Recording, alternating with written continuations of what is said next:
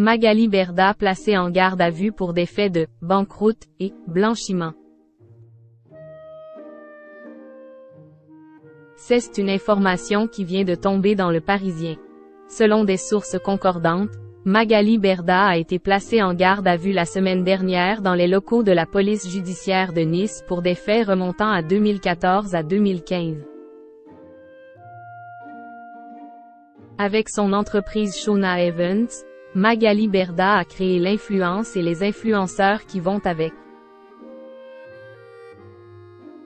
C'est-à-dire que grand nombre de candidats issus de la télé-réalité sont payés pour faire la promotion de certains produits, parfois frauduleux, par le biais de leurs réseaux sociaux.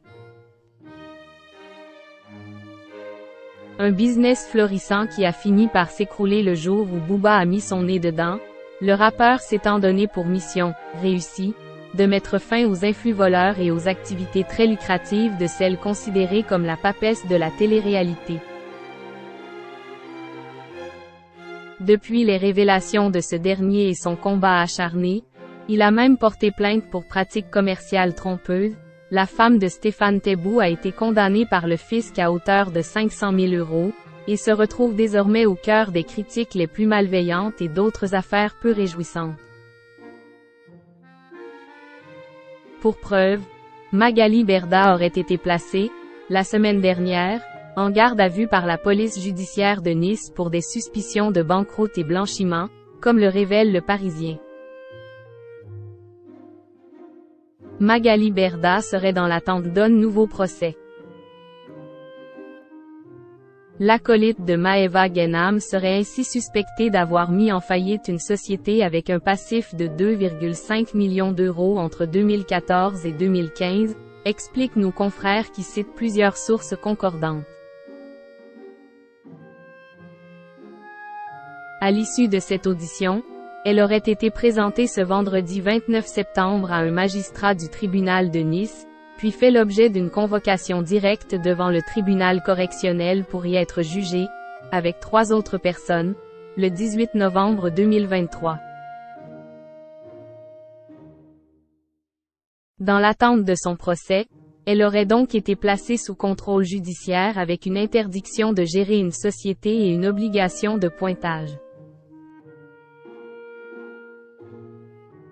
À noter que le délit de banqueroute est passible de 5 ans de prison et 75 000 € d'amende.